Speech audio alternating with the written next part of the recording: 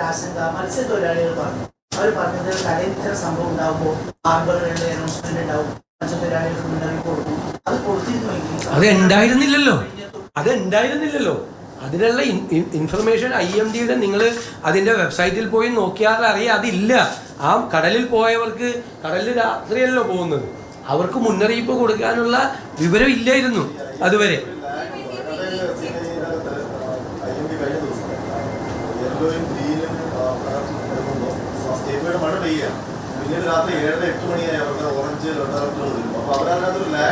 അല്ല, അത് അവർ പ്രഡിക്ഷനാണ് അവരുടെ. പിന്നീട് അവർക്ക് അത് അറിഞ്ഞിട്ടേ അവരത് കൺവേർട്ട് ചെയ്യാൻ പറ്റുള്ളൂ.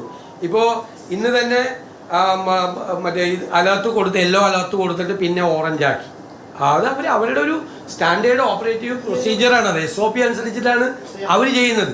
നമുക്ക് കേരളത്തിൽ അത് മാത്രം പോരാ. കാരണം ഞങ്ങളല്ലേ ആദ്യം IPCC റിപ്പോർട്ട് നിയമസഭയിൽ കൊണ്ടുവന്ന്, ഞാൻ പരിഹസിക്കപ്പെട്ടാണ് അന്ന്. Inter government panel on climate ചേഞ്ചിൻ്റെ റിപ്പോർട്ടും അതുമേലെ നാസ അനാലിസിസും ഞങ്ങൾ പ്രതിപക്ഷത്തിരിക്കുമ്പോൾ നിയമസഭയിൽ കൊണ്ടുവന്നു. എന്നെ ഒരുപാട് പേര് പരിഹസിച്ച്, ഇതൊക്കെയാണ് നിയമസഭയിൽ കൊണ്ടുവരുന്നതെന്ന് ചോദിച്ചു. കാരണം കേരളം വൾണറബിളാണ്. പണ്ട് ബേ ഓഫ് ബംഗാളിലുണ്ടായിരുന്ന പ്രശ്നം അറബിക്കടലിലുണ്ട്. കന്യാകുമാരി തൊട്ട് ഗുജറാത്ത് വരെയുള്ള ഏരിയയിൽ ഏറ്റവും വൾണറബിൾ ആയിട്ടുള്ള ഏത് സമയവും എക്സ്ട്രീം ഹെവി. ഞാൻ അന്ന് പ്രസംഗിച്ചാണ്, അന്നത്തെ അസംബ്ലിയിൽ പ്രസംഗിച്ച് ഏത് സമയവും വൾണറബിൾ ആയിട്ടുള്ള സിറ്റുവേഷൻ ഉണ്ട്. അതുകൊണ്ട് നമ്മുടെ ഈ സംവിധാനങ്ങളെ നമ്മൾ മെച്ചപ്പെടുത്താൻ വേണ്ടിയിട്ടാണ് നമ്മൾ ഈ അനുഭവത്തിൽ മാത്രമല്ല, ഇതിന് മുമ്പുള്ള അനുഭവങ്ങളിൽ കൊണ്ട് ചെയ്യേണ്ടതാണ്. അതാണ് നമ്മൾ ബജറ്റിൽ നമ്മൾ പ്രഖ്യാപിച്ച് ഡിസാസ്റ്റർ മാനേജ്മെൻറ്റ് റെസീലിയൻസ് പ്രോഗ്രാം ഇന്ത്യക്ക് മുഴുവൻ മോഡലാവുന്ന ഒരു പ്രോജക്റ്റ് തുടങ്ങും. അതിൻ്റെ നടപടിക്രമങ്ങൾ നമ്മൾ ആരംഭിച്ചു. 3-4 മീറ്റിങ്ങുകൾ ഇപ്പം തന്നെ ഇതിൻ്റെ ഇടയിൽ കഴിഞ്ഞു.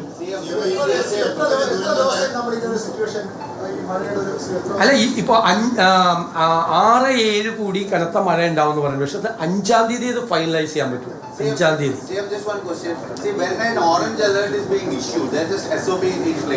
Our question is whether that SOP has been followed and the precautionary measures have been taken, because you are talking about the localized weather events, like in Vadashirikar you have got so much, but generally a district is orange alert is issued for a district. There is an SOP to take action when an alert is declared, orange alert or red alert is declared. There is an SOP to take procedures. They will communicate to all the disaster management authority, district collectors, the local bodies. There is a system for red alert and another thing to take action, initial actions. There is a procedure. That procedure has